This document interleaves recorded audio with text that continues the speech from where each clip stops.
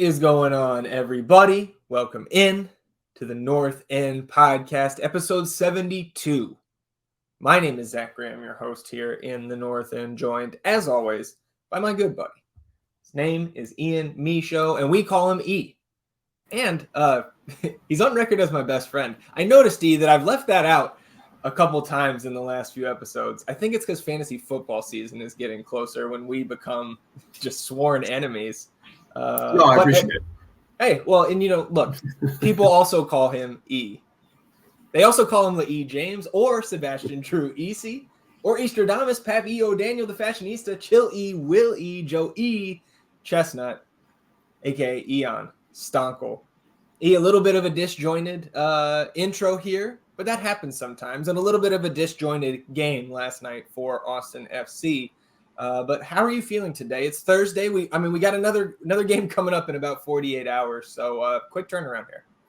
Yeah, I'm surprisingly good after a loss.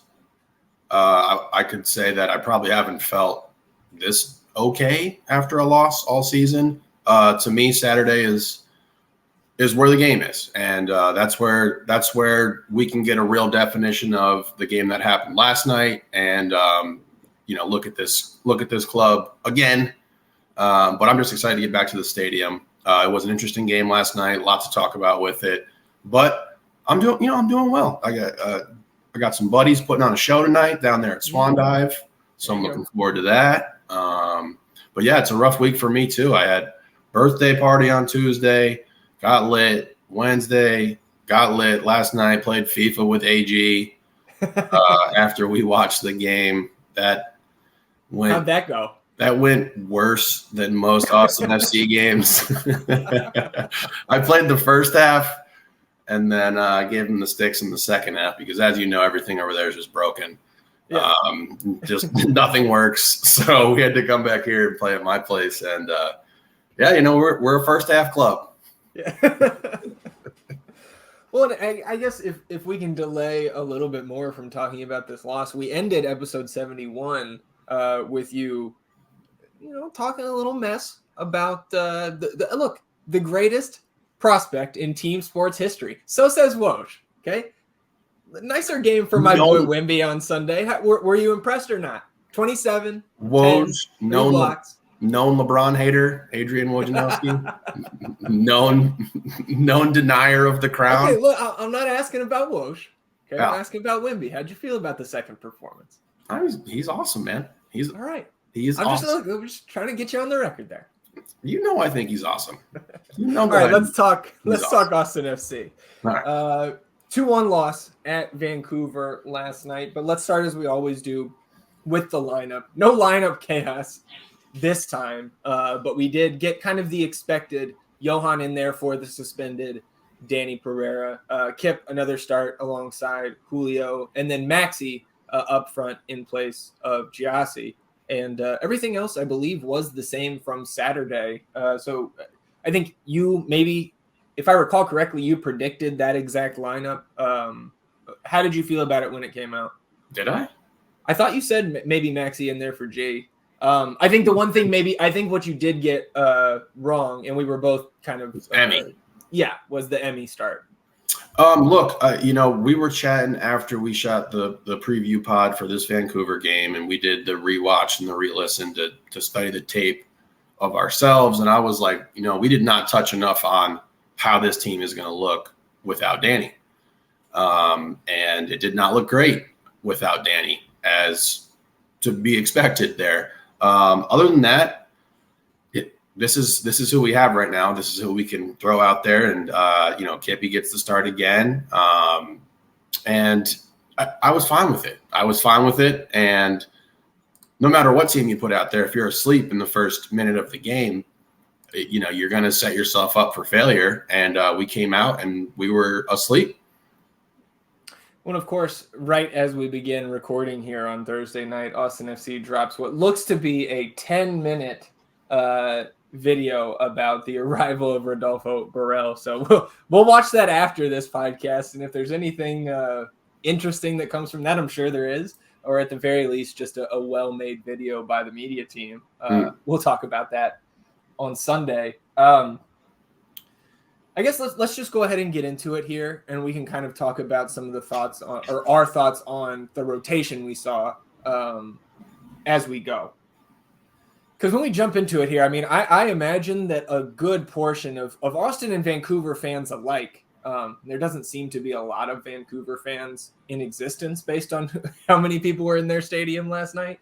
But I imagine a good portion of the fans who tuned in last night missed this first goal because 28 seconds into this match, Vancouver has the ball in the back of Austin's net. Austin lost possession, and Vancouver kind of immediately saw an opportunity to play Brian White in over the top. Julio was in a really advanced position, like 10, 15 yards into the Vancouver half.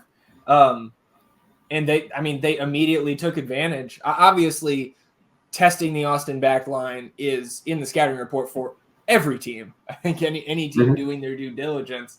But because Julio was all the way forward, Kipp is back there alone in the defensive half, and he kind of sprints out to meet Brian White, who's on the run. John Gallagher is trailing him. And then Pedro Vite is sprinting down that left side where now Nick Lima is trying to cover, and he's 5 or 6 yards behind Vite. So White, a very skilled player, easily picks out Vite on that left side. He kind of takes a touch, settles it. And then actually 5-hole Stuver. And so, 29 seconds into the match, Austin down 1-0. And I know you and I had a lot of discussion about the back line, their various miscues on this play, and what we thought maybe guys should have done to do better here. I know my side of it. I'm not sure there's much they could do once that long ball was played because Julio was so far up. Nick was also in the Vancouver half when that long ball was played. But it certainly wasn't perfect. So what was your take on that opening goal outside of just like, well, you can't do that? Yeah. Oh, I mean, let's not get it twisted. It started because of Julio, who is completely out of position, takes a really aggressive try on a pass that would have been very difficult for him to get to.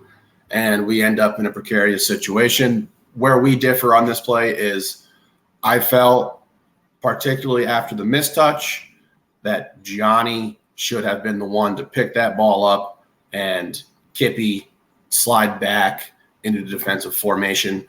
And I say that obviously not knowing what the outcome would have been if we had tried that. At that point, you have to just try to do whatever you can. So I don't fault Kippy for going after that ball. And Pedro Vite is just burning Nick on the other sideline, who was also way far pushed up the field. He started behind. But that's more for Nick, right? That's more of a natural position for him in the 4-3-3. Look, we've said it the past 3 times where we've gotten away with it. One of these times we're going to get burned and Stuver's going to get beat, and it's going to happen. We push our backs far up the wing. That's how we play, particularly in the beginning. We want to get on the board first on the road.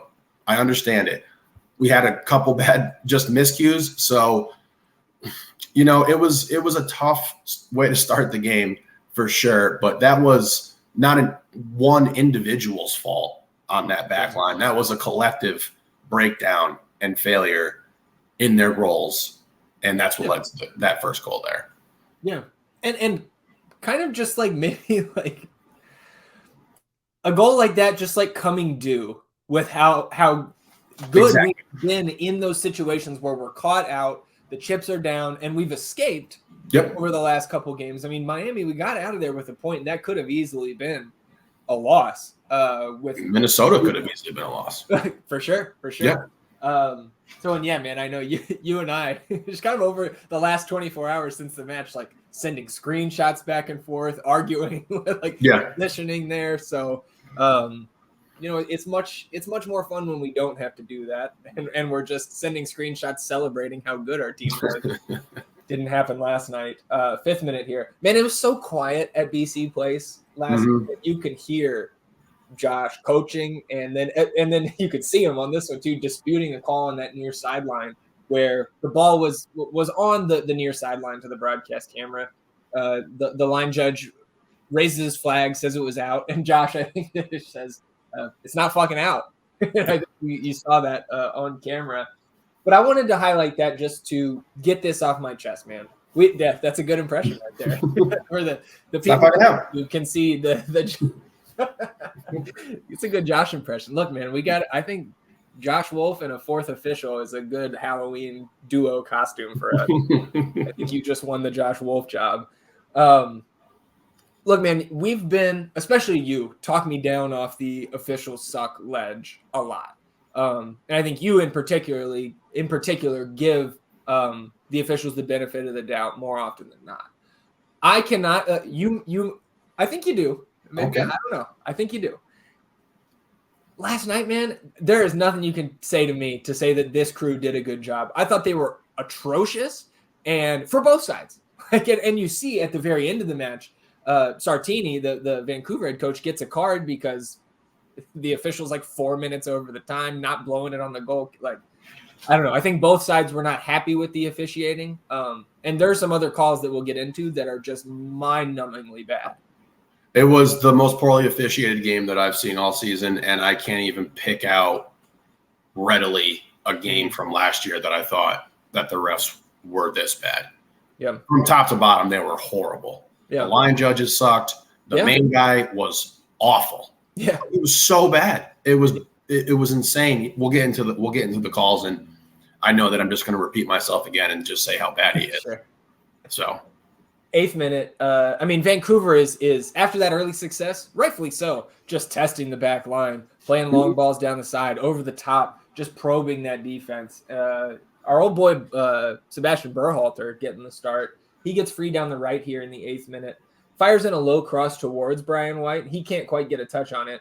Lima gets it out for a corner. That ensuing corner is cleared out for another. The second corner gets punched away by Stuver. So kind of settling into the game here after that big miscue to start 11th minute. Austin finally sustaining some possession here into the final third. Finley gets a cross in that can't find Diego on the back post, but that is headed out for a corner.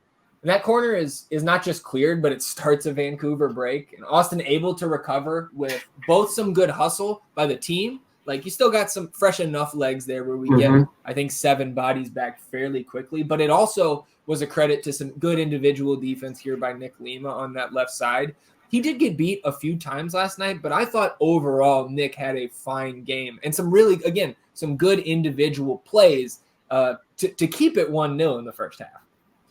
Yeah, I agree. I think he was fine. He had a tough matchup. That Johnson kid was fast. He was talented. He was an aggressive offensive player. And, yeah, he did get beat a few times, but he more than held his own on several occasions. And, look, let's not get it lost here. They have one of the most lethal attack pairings in the league. Yeah. You know, White and Gall, they're very fucking good. And then they added this kid on the wing there, and he was giving us fits with his speed and probably something that we would struggle with any team, because our backs are so pushed up, and you're going to have to ask them to cover a lot of ground. So, no one played particularly well. I'm not going to sit here and say Nicky played great, but he's far from the reason that we lost this game. If honestly, I don't know. Well, actually, we'll probably get into you got the Seba mishaps, the Seba turnovers on here on the minutes list. Because I'm not going this game. I'm not going in the analysis of this game without heaping on the critique and the criticism for 10 from last night. If there's one player who you want to point to and be like, this loss is most on them, it's 10.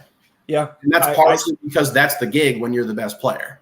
Sure. Yeah. And you can kind of obfuscate it a little bit more in soccer because there's so many other players to analyze and look at. But from the jump, he was entirely inactive. Yeah.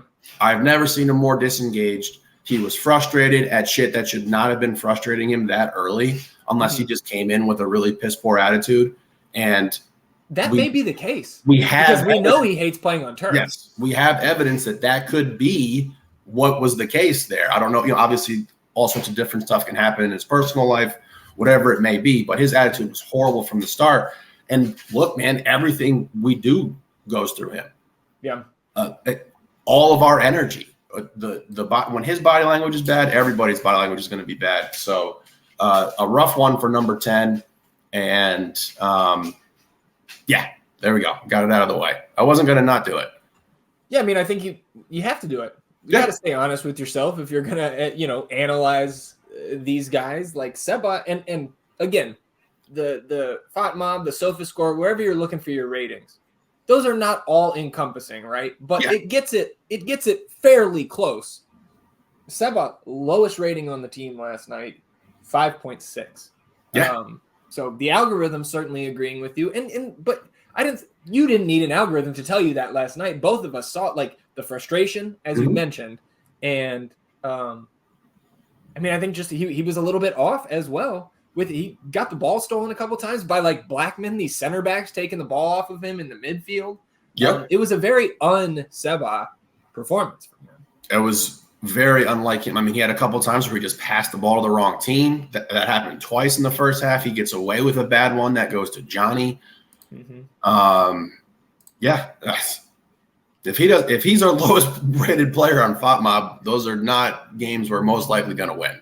Yeah. Well, and shit, man, the fact that when he did go out, we're in line for a point, just trying to close out the game. Almost escaped. Well, so Seba's on the run here, and he gets taken out from behind on a 4-on-4 break. And I know your reaction in the moment was a lot stronger than it was after you saw the replay. Still a tough foul, taking out this guy from behind, like I think close to a card, but it didn't clip him as hard as we thought initially. But well, the ref goes like this to Cubas, right? Yeah. It's like you were this close right there, and I was okay with that because it was like the first interaction there with a foul that's significant. So I was like, okay, that's fine. He's drawing the line here, and then he just started drawing squiggly lines, and it was just all over the fucking place. Well, so that free kick, Diego plays it towards Julio on the right, not dissimilar from the one we saw in the first half against Minnesota where Julio tripped over himself. But this time, Takaoka comes out, makes contact with his own guy, and then into Julio, creates all the contact. Julio's completely playing the ball there. Yeah. And I know how, those types of plays are officiated, but even for that, this was an extremely soft call, and it was not the only one on the night. There's 3 or 4 on the rewatch that the official is just bailing Takaoka out. Yeah, he was like untouchable, and Julio jumps straight up in that situation. Takaoka comes barreling in, crashes into his own guy, who then crashes into Julio, and he gives him the foul call. Yeah, I did not get that, but we can go ahead and move on here. Plenty of bitching about the officials to come. 22nd minute. Off a throw here, Vancouver able to go from Vite to Gauld, and he slots it to White, just dicing up the middle of the field here of the Austin defense. White's in on Keller, and Kipp's able to usher him towards the end line. White does get off a shot, but that goes into the side netting, and it's not the only time on the night. Obviously, there's a time where Kipp gets turned around in a big way later in the second half, but he's fine on ball. His on ball, I think he's good on ball for the age, for the experience. For sure, for sure. I mean, obviously, we're going to talk about this now and then get into the Cordova where he just gets turned around several times. But Cordova's a good player, but he's more than fine on the ball. It's these split second confidence, decision-making moments where he's lacking. But when he's on the ball, he's in the flow of it. I mean, he locks Pookie up. Dude, his ability on the ball to use his agility for his size, man, in this league, I think it's above average agility. Like, that athletic profile is why he was so highly rated coming into the super draft. And that's what really makes me think that he has a future in this league, as bad as it looks at times. We just have to continue to be patient with the kid, man, especially with how the backline is right now. This is the perfect time to get him these reps and to work through those types of mistakes. I agree. I think so. Our buddy Connor in LDR put it like this. He says, I don't think Kipp, or he said, kid covered, and this is talking about the goal, so we'll get there, but he said, covered the goal as one should, and he had defenders in front of him pressuring the ball. I don't know, man. There's just a lot of hate for Kipp after the goal. I guess I'm getting ahead of myself here, but no, of course. Well, we knew that. We said it. He's going to be under the microscope, and it's just these plays that look so bad, and people can just latch onto them. But if you look at it from a zoomed out view, he has been more than fine. He subbed on Houston. He was fine. We had him in Minnesota. He has the one mistake that we got away with, and we knew we were eventually going to get burnt by it. And we said a good team would put one of these home, and they did. And nobody played well. This is the time for him to get the reps that he has to get. We can't just keep him in. We can't keep him in FC2. We just can't keep him down there and not get him the reps. So look, I want Leo back. That's all I've been saying. Of course, our best center back. We need Leo back. He provides that stable defensive rock that we lacked when Ruben left, and that allows Julio to play more Julio style, which is an offensive, active kind of role. So that's a good compliment. Kipp doesn't have that belief and confidence in himself to be making up for the veteran who is also making defensive mistakes. Yeah, and so I got tripped up there trying to find Connor's, the comment that I really wanted to get to. I did get to it here, and he said, again, kind of exactly what you said right here. He said, Cascante gave us big mistakes for 2 straight years, right? People hated Julio year 1. Things change and players develop, especially young center backs, which is an old man's position, meaning experience, and you can't get that experience if you don't play. And now is a great time to be getting him minutes, considering the center back crisis. So again, a long way of getting to Connor's statement there, which I thought was spot on with my feelings about Keller. Very well said. 25th minute here, sustained Austin possession. Finley slides it ahead down the right in the final third to Owen Wolf, and he pops it back past the defender and gets fouled. Or does he? No call from the official, and you and I are furious, standing up, screaming in the living room. But on the replay, man, I think the official got it right, and I think the announcer was correct in saying that Owen should have stayed on his feet there because there was probably a more dangerous chance to be had. I get what he's trying to do, and I think in the past, Owen has been a little bit hesitant to go down in a scenario like that. So maybe he's being coached that way by the staff or by teammates. Say, hey, you can go down a little bit easier in these scenarios, but it just did not work out in that circumstance. Yeah. I mean, it was a well-executed flop because I for sure as hell voted he got us, man. Yeah, I sure as hell did. 28th minute, another Austin build-up here, and you see the momentum of those flow charts, right? The green little mountain or hill, whatever, is building here. 28th minute. Gallagher plays it from left to right, long to Finley in behind. Those long diagonals to Finley were there all first half, and they really started to take advantage of it as the half progressed. Finley got a shot here right at Takoka, and he parried it away, and it kind of bounces on the inline, and Finley's able to get to it, and he pops it towards the back post. It takes a bounce in the 6, and then Seba is streaking onto it. Maybe Driussi's one of his only plays on the night where he was like a legit threat, and his header goes just over the bar, but man, I thought we were going to get one there. Yep, and I think Seba should have made that. Yeah, I mean, those are the goals that he typically he has those type of cleanup goals, right? He just picks up the trash that's bouncing in the middle of the box and usually puts it home.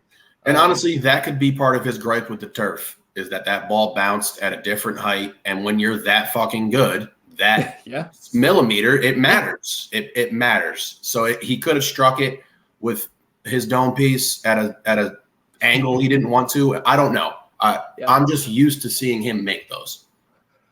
Yeah, man, I think everybody is, right? And Stuver did talk about it after the match. He was like that surface there, it was playing a lot more kind of dead and slow than we expected. Balls were not skipping, balls were not bouncing, just kind of you alluded to right there. So maybe something in that for sure. They did flash the graphic on the screen there at the 30-minute mark that Austin has 12 goals in the first 30 minutes of matches this season, which is tied for the most in the league. Not a stat that I would have thought we were at the top of the league for, but that's what they said. Well, you know what? I think, when you saw my reaction, but then I'm just going to say the other teams, they must be feeling, the fans must be feeling similar to us. Right. They start these games, right? That's the only way I can take away from it. Yeah. Because it's not like we're particularly potent.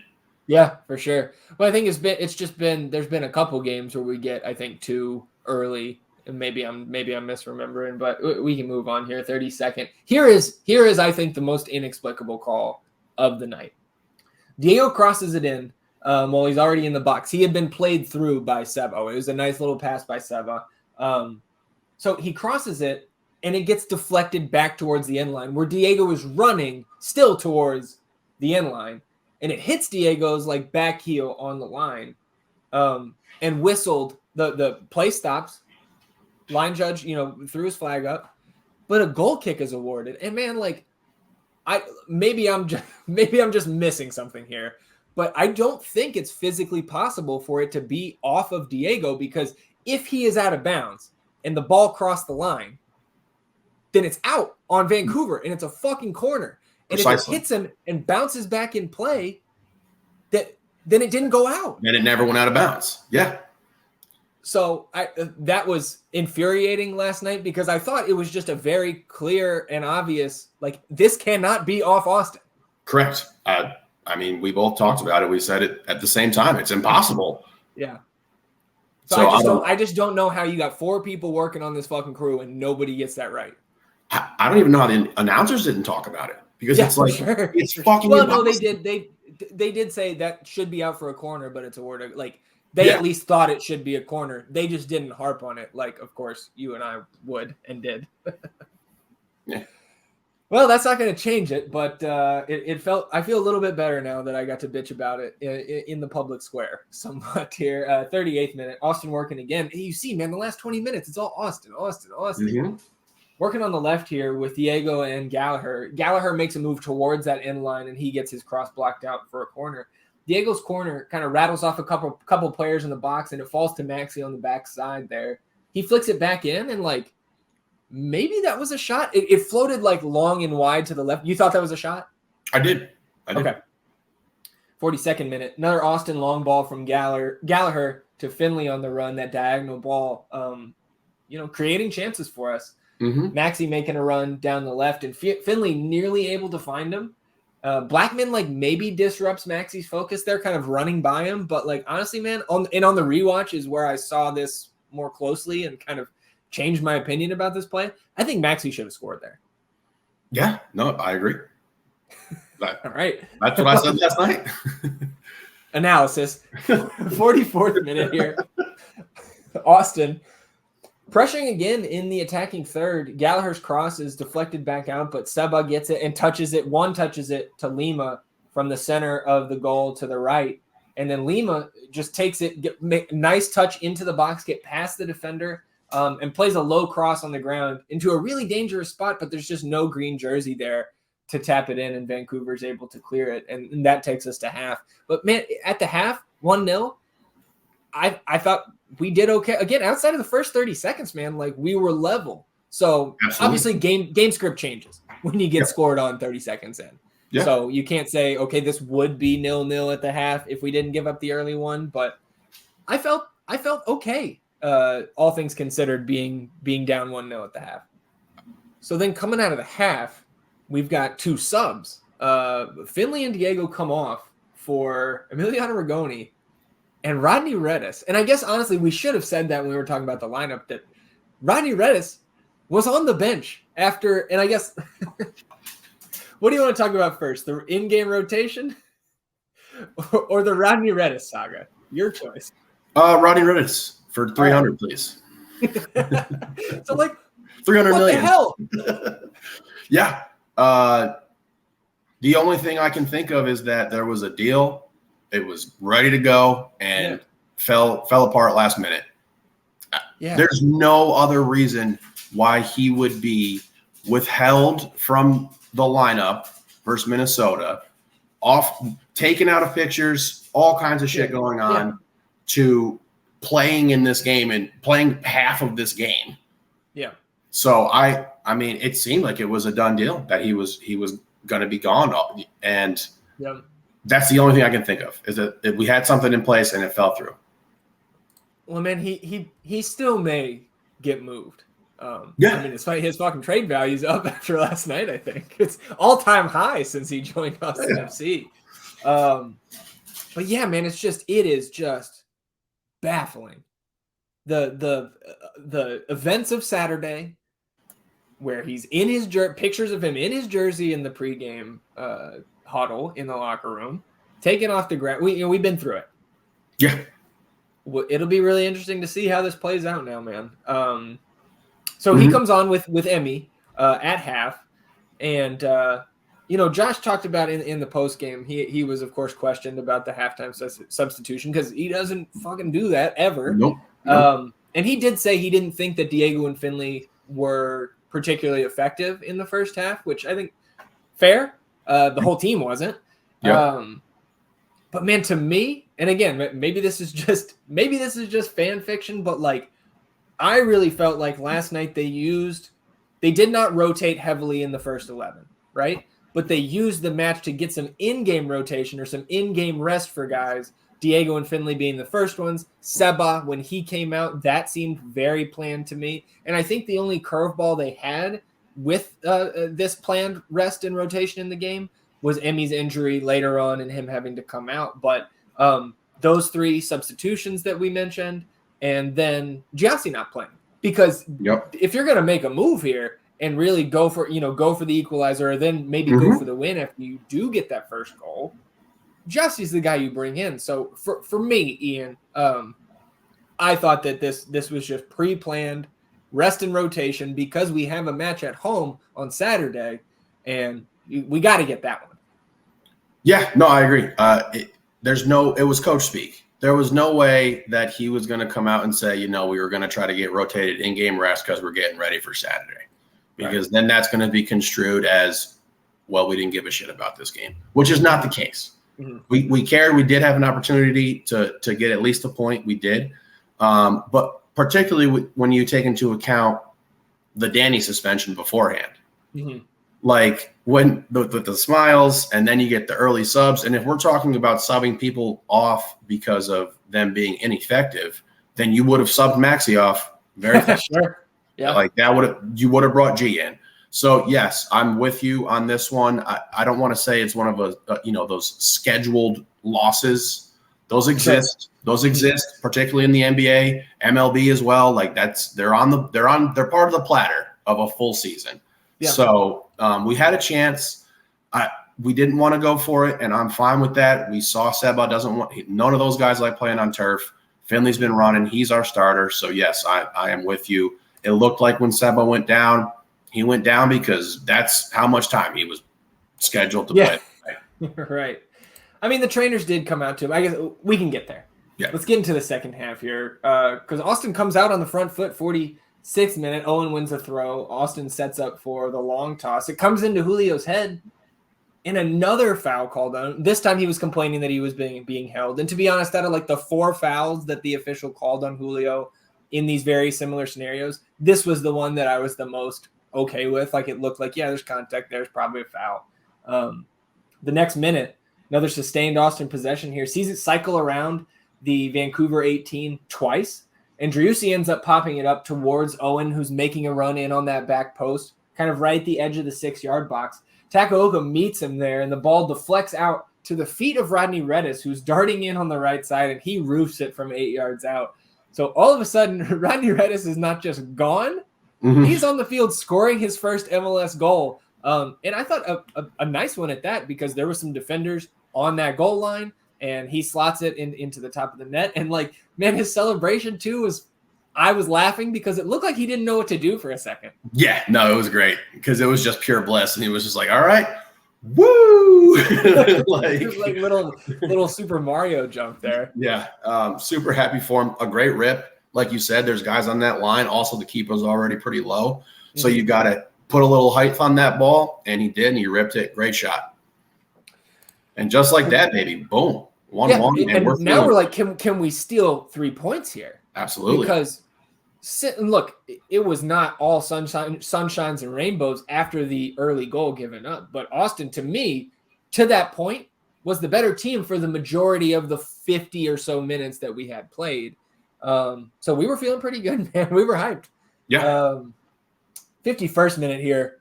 Holy God, this Driussi Rabona cross from the left side. I didn't even notice it when he did it. And you and AG were like, that was a Rabona pass. Just fucking insane, man. Almost finds Rodney for a brace.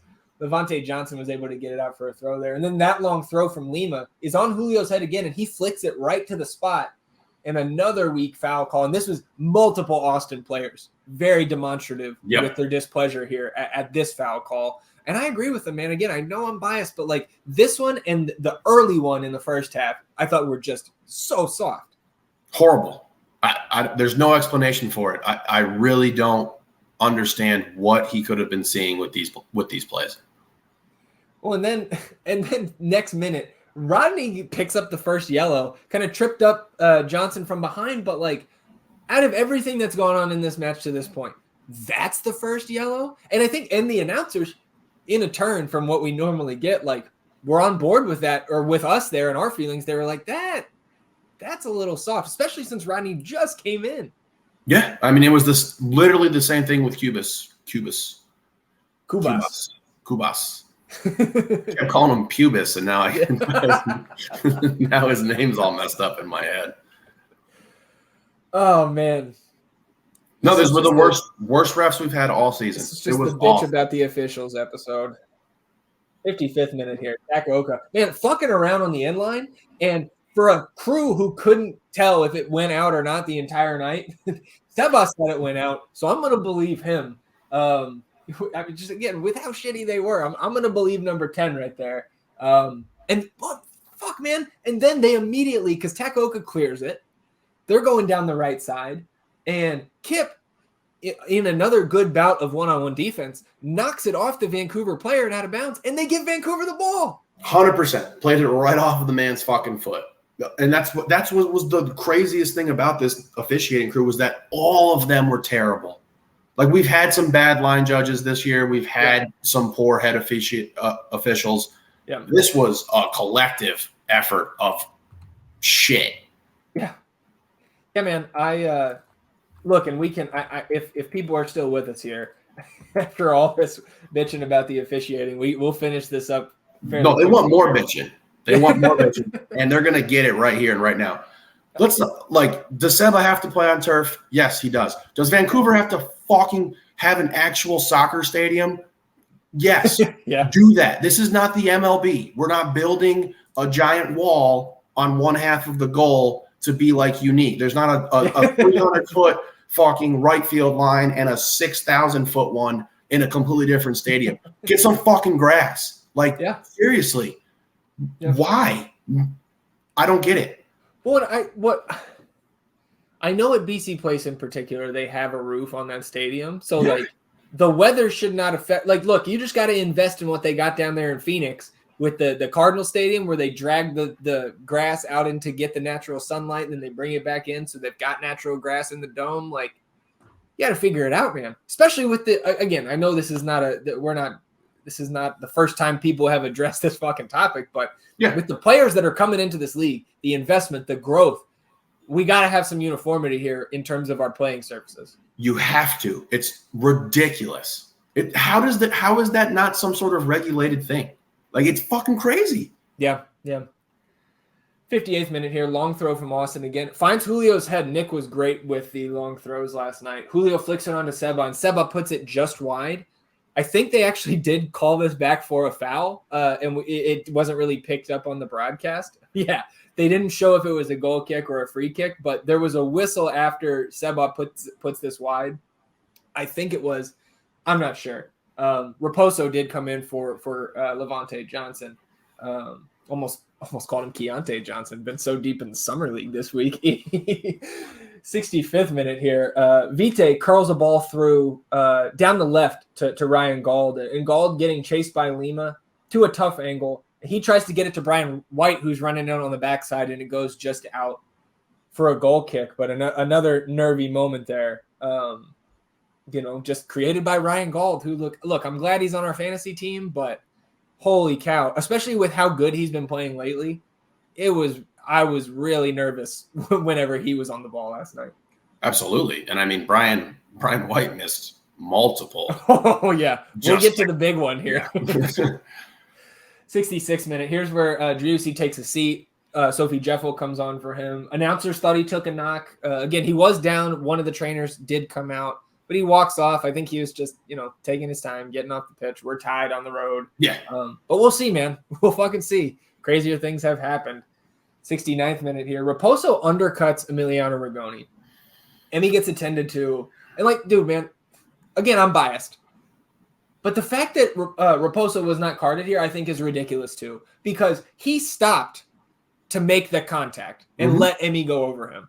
And when you undercut somebody like that in any fucking sport, that you can't do that. It's a fucking flagrant foul in basketball. It should be a card in soccer. And maybe I'm just stepping outside the lines of the soccer rule book here, but fuck, especially because he got hurt. And I think it's keeping him out on Saturday because Josh, after the game, addressed it and he said, that's a little thing we'll have to see.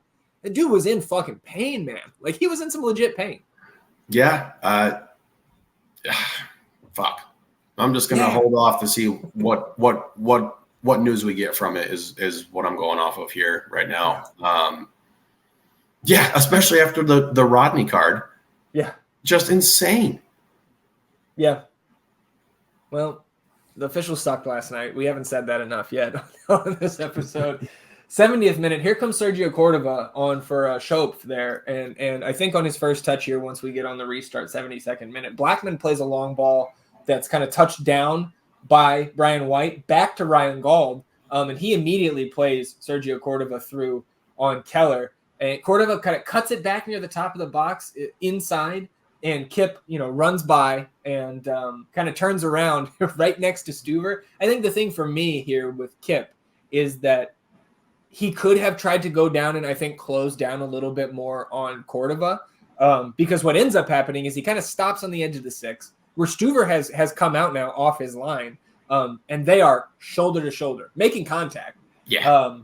Cordova opens his hips towards that right post if you're looking from Stuver's vantage point, and Stuver bites on the fake. And there was a lot of debate whether it was on the post-match Twitter space or just Twitter threads in general today. Stuver actually responded to people who tagged him on Twitter asking for his take on the play because there was an angle from behind the goal. And he said, we made contact, but I'm telling Kipp to stay left and I will cover right. Ends up being a fake shot and I bid on the fake. So there you have it. Stuver, look, and look, he may be covering for his young teammate, but that was his take publicly on Twitter to the fans today. And he kind of said as much in the presser last night. So Kipp could have certainly done better there. So could Brad. And look, it's the first goal for Cordova this season with Vancouver.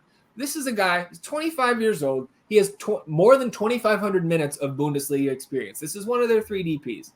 This dude, can you imagine if Emmy had not scored a goal yet, or Driussi had not scored a goal yet? That's what Cordova's been, and he's a DP for them. So it was about time for him. It just sucks that it was fucking against us.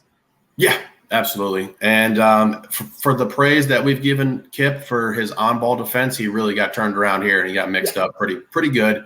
Finds himself in that very precarious situation, and at that point, you're just all plans have been scrapped. You're trying to do whatever you possibly can, and Stu bid on that shot fake too. We bid on like 3 or 4 shot fakes for Cordova on this single play, and it's like, fuck, he just got in the game. But the thing that I had most issue with it was that Kipp had established himself and was on him, but he sold out 2 times on it. And it was like, you didn't have to, you had gotten back. He was in position initially. Yeah. So a tough one, but I mean, they deserved it. Yeah. So right after the goal, you see Lundqvist, your boy, coming on for Emmy. And then 4 minutes later, Lundqvist kind of his first contribution to the game because he was a little bit like he got put in some tough spots on the near sideline to the broadcast camera. Yeah. But he did have a couple turnovers there and kind of a tactical frustration foul after a giveaway. He gets yellow carded. Definitely a deserved card there. 81st minute. Gauld on the corner goes short for Sebastian Berhalter, and Berhalter crosses it in. And he finds Brian White's head with a literal dunk. And he heads it off the crossbar and over. And if you look at FOTMob's model, they give you 0.79 XG for a PK, right? 0.77 on this header. So it was essentially a missed PK by Brian White there. And accounting for a good bit of Vancouver's XG in this one. 83rd minute, you see Will Bruin come on for Johan Valencia. And again, I'm fine with that, man. You got if Will Bruin told us he could give us 15 to 20 minutes with his legs, and I thought he was fine in his time. And we'll talk about one of these plays where his fresh legs came into play here in a minute. I love his energy when he comes on. I do. Yeah. He's here. He knows his job. When he gets up in the game, you got to go try to score for us, bro. And he sells out for it. He's all in on it. I want to talk about Johan because Go ahead. Owen's been taking all kinds of flack for his performance last night, and I think that's fair. Mm-hmm. When he's paired with Danny, he's gonna look better. Danny is a great fucking player.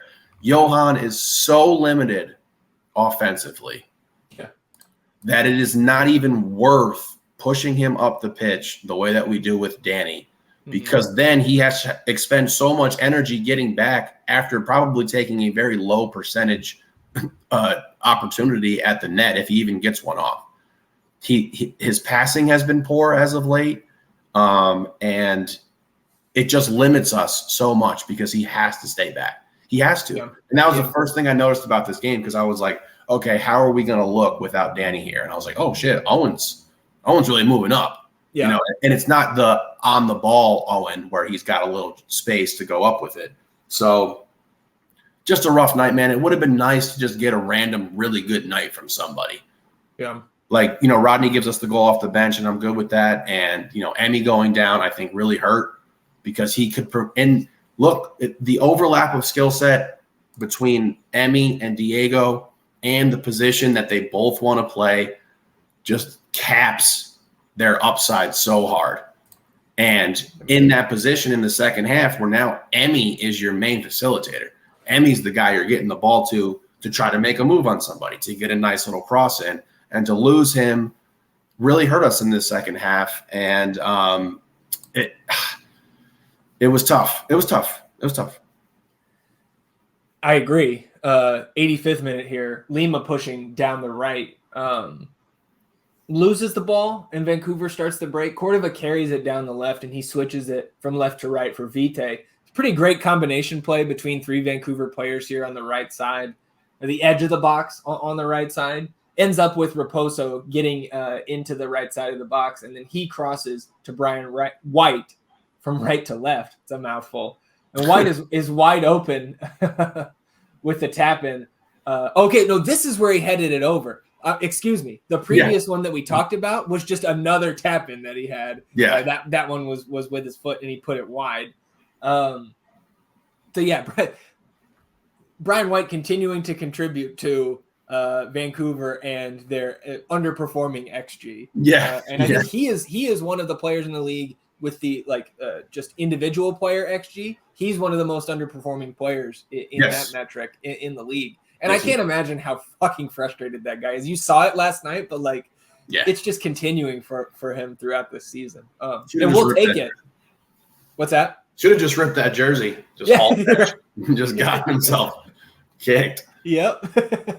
So 88th minute here, they get Gald and Vite offering Gondo and Caicedo. Then we get 9 minutes of stoppage time, which I think we both said 6 would be the most that we would get.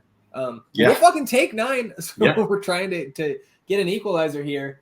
Not a ton goes on until near the end of this stoppage time, almost like the last chance for Austin. Well, I guess here, this is the 8th minute of stoppage time, because I did notice this. Stuver up over the half line at this point. Mm-hmm. So we're ultra attacking. We're all the way up here. He pops it out to Lima on the right side. He crosses it in, and he finds Kipp's head, and Kipp sends it just over the bar. We talked about, Kipp's going to get one of those at some point. And I hope we could use one soon. We could use one on Saturday. Could you imagine if it was last night? Oh, God. Yeah, and he equalizes there. Oh, let's not think, we can't think about that. Okay. Yeah. So here you go. 10th minute of stoppage time here. Blackman gets a yellow card, pulling down Bruin, who was in on goal. The ball was played from Lima to Bruin down the right side. Blackman had it. He misplays it, and Bruin takes it off his foot and is heading into the box and gets pulled down from behind, 2 hands around his waist. Mm-hmm. And man, look, again, not the fucking rules expert here. I do not understand how this is not either a penalty or a red card, and maybe fucking both, man, because he is going to have a shot on goal there. And I don't understand how that's not a direct opportunity on net. And I don't understand how I get the boundary of the 18-yard box, right? Mm-hmm. But that ball and Bruin is going into the box unencumbered. The ball's in the box. Fact that the ball is in the box. But I just don't understand how that doesn't carry forward. And ultimately, I'm just, again, yelling from my frustration here. But and it goes to VAR, and you and I start celebrating because I'm like, oh, they're gonna fucking give him a PK here. Mm-hmm. Or at least a fucking red. Which again, the red would not have made much of a difference there outside of they would have had one less guy in the box on that that free kick. Yep. But I don't know, man. What I know your thoughts are similar to mine. How did you see that? I don't see how it's not a red card. Yep. I can see how it wasn't a PK given where Will's body is in that situation. But again, the ball is in the box, and again, not a rules expert, so I would need some clarification on what is the defining point to where it's like, okay, this is, you've crossed into the plane. But of course he's going that way. He's going to get a shot off. Yeah. And he pulls him down with two hands right at the waist. It's ridiculous. There's a Vancouver defender comes in to the picture after he's already on the ground. Yep. He's in on goal. Yeah. Oh God, fuck those refs, dude. For real. 2-1. Vancouver victory. So stats here at the end of the game: 2.55 xG for Vancouver, and again 1.5 xG on those two Brian White chances, probably. Yeah. 14 shots to 8 in favor of Vancouver. 4 shots on target to 2 in favor of Vancouver. 6 of Austin's 8 shots were inside the box, and 7 to 3 on corners in favor of the Whitecaps. So any post game takeaways for you here? I guess for me, decent road trip. We got the 4 points that we said we wanted. We said last night was house money. It still is frustrating to not get a point out of a game that I think we could have stolen one. But now the attention of the team and us turns to Saturday, and what I think for our goals, trying to get to that top 4, this is a must win on the path to the top 4. I agree. Look, would I have liked to have won that game? Of course. Would I have loved to have gotten a point too? Of course. Yes, this would have been great. And it was there for the taking, but they also had some very blatant missed opportunities that could have just put this game way out of hand. So I get it. I understand that the frustration is there. But again, this Saturday is where we're looking. Before Leagues Cup here, this is the game. Seba will be as rested as he could be in this Saturday, Saturday stretch, because if you win all out for all of it, he's playing the whole fucking game, every fucking game. So he should be well rested. I also assume that he's going to bounce back in a big way. And I rightfully gave him a fair amount of criticism after this performance because he was terrible. It was his worst performance of the season. And he's going to bounce back because he'll be in the right headspace, sleep in his own bed, ready to go. And that's what dictates how this team does. And Saturday's the day. We get 3 points here, and this will be a forgotten game on the schedule. Yeah. Well, and hey, man, this Saturday, and I guess last thing here, Austin now 0-8-3 when conceding first this season. So let's get the fucking first goal on Saturday. And these guys are going to be jacked up for the opponent coming in. And it's been a while since they got to play in front of the Verde and Black faithful. So I'm very much looking forward to this one. Let's do a quick preview with SKC coming to town. Did not go well last time, but overall we've been okay against them. A win, a loss, and a draw in our 3 meetings in 2021, and then we swept the 2 games last season. Again, that was the 3-1 comeback at home. One of our favorite games so far in the history of our Austin FC fandom. But then, of course, on June 10th, so just over a month ago, the 4-1 loss, which I think maybe not the low point of our fandom, but the low point of the season so far for me. Yeah, things were hot then. yeah, just a little bit. But since then, man, Sporting KC, inconsistent, almost the definition of it. their matches since that 4-1 victory over Austin. They lost to LAFC at home 2-1. No shame in that, even against a rotated LAFC side. They drew 2-2 with the Galaxy on the road. Then they lost 1-0 to the Fire at home. That broke that Chicago Fire losing streak. Mm-hmm. They beat Vancouver 3-0 at home. That's a solid win. And then a 2-2 draw at Houston. Getting a point out of Houston this season, it's a solid result. And then last night, scorching hot, get out to a 2-0 lead over RSL at home and give up 2 goals and drop points at home to RSL. And I don't think there's much shame in that. But again, it's not like this team who beat the shit out of us a month ago. They're not some juggernaut. And so I think a very winnable game here on Saturday. Alan Pulido all of a sudden has 10 goals for them. He's still been crushing. Daniel Shallowy with 5. Willie Agata and Graham Zusi, I think, are expected to continue to be out here. Tim Melia is out, so we should see Kendall McIntosh in net. Anything for you on the Sporting KC side of things? Anybody you want to get revenge on in particular? I don't know. No, I don't think so. I just want to get this dub versus them. I think that everything you touched on about us being ready back home is very true, very valid. And we got to go all out for this last game here before Leagues Cup. And I'm excited for the boys, for sure. I mean, I believe this. Sorry, you cut out for a second. Go ahead. Okay. I believe this is the game that Johnny makes a post-game comment about how they had a really good week of practice, felt ready, felt prepared, and then we get ran, you know? Yeah. So I think we're going to be ready to go. I feel confident in that. And look, there's no excuses now after the way we just played this Vancouver game. No excuses coming in this game. Yep. Yeah, we got the rest, you know, should be coming in fresh, especially those guys. You know, we got Driussi on a week's rest. Yep. Diego and Ethan only played half the game. Yep. And, and this table is just so clustered right now. We got to keep these guys down there. They're 6 spots behind us, but only 3 points behind us. So we got to keep them down there. And I'm very confident that we're going to do that. Yeah. Come Saturday. Well, of course, no Leo. And Alex, I think is probably to me doubtful at best. Josh said last night that he's still been doing individual work, so I don't think there's going to be there was definitely no practice today. There's not going to be full contact stuff on Friday. So I think Alex is going to miss again. And Rigoni, I think, is probably out too. Out. Yep, I agree. Yeah. So I mean, who fucking know? Like, I was thinking this morning, walking Wimby out there, you know, on the mean streets of South Austin, and thinking to myself, if Rigoni is out for a couple weeks, let's say, is this the time that we get to bring CJ Fodry up? I don't think it's worth really discussing too much right now. But like, I was just thinking it. What if this Rodney move gets done? That's what that was also in my mind, is like, what if we move Rodney next week?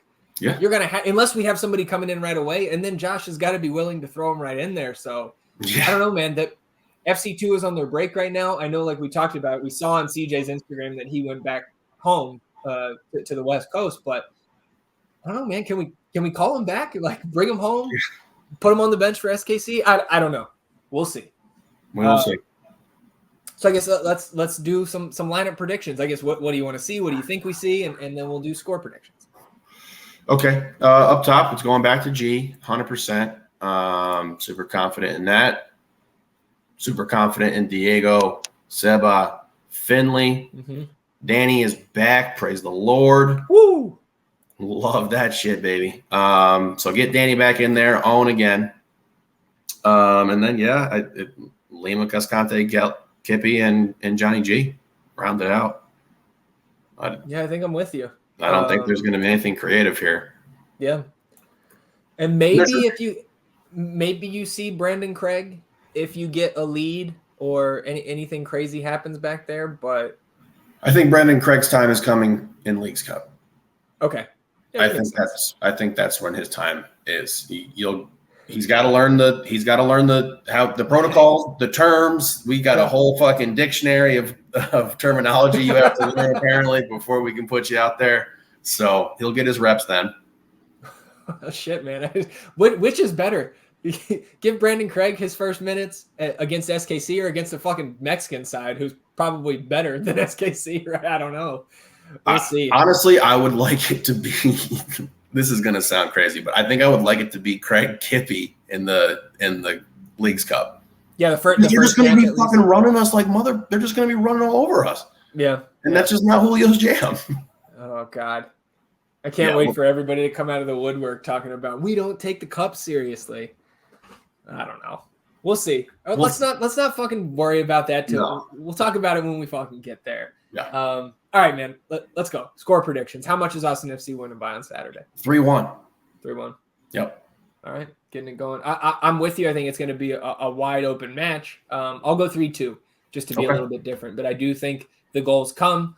And I think some goals come for SKC because even though they've been struggling to string together, a little bit of a winning streak here, they've been scoring. Yep. And we know that firsthand. So 3-2 for me, 3-1 for E. And we don't care how it gets done. Let's get 3 points headed into the Leagues Cup break. This will be the last league match for a little over a month. I think the next one will be August 20th at St. Louis, unless we're in that Leagues Cup final, which is on August 19th. Then that St. Louis match would be rescheduled. So just getting ahead of ourselves all over the place here. Let's close it out with the nonsense. Oh, again, I know fans, everybody who's listening to this has probably seen this elsewhere, but just in case we are the one breaking this news to you, kickoff moved from 7:30 to 8:30 on Saturday. So we'll see everybody at 8:30 at Q2 on Saturday. Cannot wait. Let's close it out with the nonsense. A little bit less nonsense this week. No best ball midweek, not enough teams playing in MLS. So we'll have a little double game week on Saturday, and we'll have the results on Sunday. Let's get into the week 26 betting picks, and let's get there quickly because recapping the week 25 betting picks, horrendous. Austin plus 330, Driussi plus 280, RSL plus 265, Houston minus 110, Seattle plus 170, and LAFC minus 200. The 2-unit hammer does come through, so that is a clean -4 units on the week. We're back to -32.14 units on the season. Let's get back on the horse. Come on, let's make some picks here. I'll throw it to you. We know where we're starting. We're starting with Austin at home at Q2. I can't wait to be there. Plus 110 versus this SKC team that we can't wait to see. Indeed. Lock it in. I'm locking that in, and then I'm going to go north of the border to Montreal this time, who kind of a new-look team. They got Opoku got his first start for Montreal last night. So Charlotte coming to town, and Montreal's plus 120 at home. So I will take Montreal and lock that in for my first pick here in week 26 and toss it back to you. Very nice. Seba, he owes me one. He's going to get it here. I should have been more wise and known that he was not going to be thrilled about playing on that turf. So whatever we get him at, I don't know if it's up yet, but whatever we get him at, we're taking it. Yeah, not up yet, but you know that that's how we get him at these plus 300 numbers before he gets bet down. So, man, if they put him at 3-1, there's no way he's there at home. No. If we can get 2-1, I'll fucking take that. That would that'd be fantastic. I'm going to go to the East Coast here, another home team. The Fighting Runes are going to play the New England Revolution. So no, I'm not going to the Runes. I'm sticking with the Revs at home, plus 105 with the Fighting Roonies coming to town. Lock that in and go back to you. I know you're changing it up here a little bit with this next one. I'm going to have to call Wayne, let him know. Okay. I'm sorry. Yeah, give him my apologies. Okay. We'll see. All right. We're getting creative again. We gotta try to find some ways to acquire some units back here. Yeah, fuck. Look, I'm a big believer in this RSL team. I think I said it to you last night where, we're like talking about teams that we're actually like legitimately afraid of in a 3-game set, and going in to RSL and playing an away set there sounds horrible. They have a very good team. They have a lot of firepower. So they're at home playing the Red Bulls. I'm going to take RSL to win and over 1.5 goals total, plus 165 locker. Yeah, I like that one. And man, RSL, it feels like week over week, I'm getting more and more nervous, and they're climbing the rankings in terms of who I do not want to play in a 3-game playoff series, especially if we're the lower seed. Because it already sucks to go to the elevation, but now that they're good, oh my God. I mean, they gave us all we could handle last year in the playoffs. Yeah. Mm-hmm. Well, I'm gonna go to a perfect bet here, and I'm gonna go to FC Dallas. They're on the road. They're going to the Pacific Northwest, so tough place to play. The odds are accounting for this. Dallas is plus 380. I don't think Jesus Ferreira plays, or at least I don't think he starts. But if he can come off the bench, maybe they can muck it up enough where Dallas gets a win here. And again, it's the perfect bet, so I am happy if Dallas loses this match and doesn't get any points. So I'm gonna go Dallas plus 380 at the Seattle Sounders. Very nice. I'll perfect bet as well. I'll go Houston plus 225 at the Crapids. Oh, at the Crapids. I like it. All right, I'm going to close out my betting card here. I'm going to go to Carlos Gil. I already bet on the Revs. I can get Carlos Gil at even odds to score or give an assist against DC. So I like that, and I'm going to lock that one in. All right. Yeah, I'm going to throw this last one back to you for a double ZG special.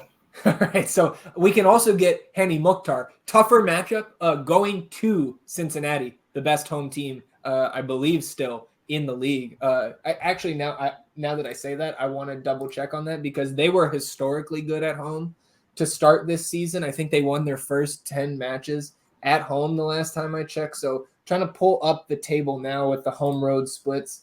FC Cincinnati did take a draw at home, so they are now 10-0-1 at home. So it's tough for Hanny, but we know he does everything for that Nashville team. So he is also at even odds to score a goal or give an assist, and we will take that as well. And that will wrap up the week 26 betting picks. We've got Austin plus 110 against SKC. We've got Driussi to score with whatever odds we can get him at. RSL to win and over 1.5 on that game total, plus 165 against Red Bulls. Montreal plus 120 at home versus Charlotte. New England plus 105 at home versus DC. Dallas plus 380 on the road at Seattle. And we've got Mukhtar and Gil both to score and give an assist. Those are both even odds. Oh, and then you've got perfect bet Houston, and they are minus 120, I believe, at home. Plus 225 at the Crapids. Oh, that's right. They're in the elevation. I apologize. So plus 225 for Houston. 2 perfect bets on the week. And actually, those odds have moved while we were talking. Plus 230 for the Dynamo. We'll take that. We'll take the little extra juice there. So those are the week 26 betting picks. If you want to make some money, either fade them or take my advice on NBA Summer League. We could throw that in there. A little plug. That'll do it for us here on the episode 72 of the North End Podcast. Anything else for you before we get out of here? Can't wait to be there Saturday. Yeah, it's been a while, man. I just cannot wait to buy $12 beers. All game. We might have to modify a scarf. Okay. Shout out to Logan number 18 or whatever his name. I think his name was not Logan. Anyways, we're rambling here on the outro. If you are still with us through all of this nonsense, we greatly appreciate you. And if you've got 5 extra seconds to rate, review, and subscribe to the podcast, wherever you get your podcast, we would greatly appreciate it. And if you want to write a review for us, hey, positive or negative, you go ahead and fire that in there. We would love to see some of those. If you're watching on the YouTube channel, hit that subscribe button, help us grow the podcast. You can hit the notification bell to know when a live stream pops up or a new episode goes live. And of course, on this episode, hit that like button, put the thumbs up on this video, help us battle the YouTube algorithm overlords and atone for your sins. Wash yourselves clean in the beers that Vanilla Mexican is going to buy for us in the North End on Saturday. We will be back on Sunday recapping Austin FC's matchup against Sporting KC. We will not have a match to preview, so maybe a little bit of extra nonsense tacked on to the end. And we are, I think, now 8 days away from Leagues Cup. So that whole break coming up, 2 group stage games. Excited for that. But let's take care of business here first on Saturday. And we're excited to see all of you at Q2 then. So until then, enjoy the end of your week. See you on Saturday. Easy. I'm Zach. Vamos Austin FC, everybody. Goodbye.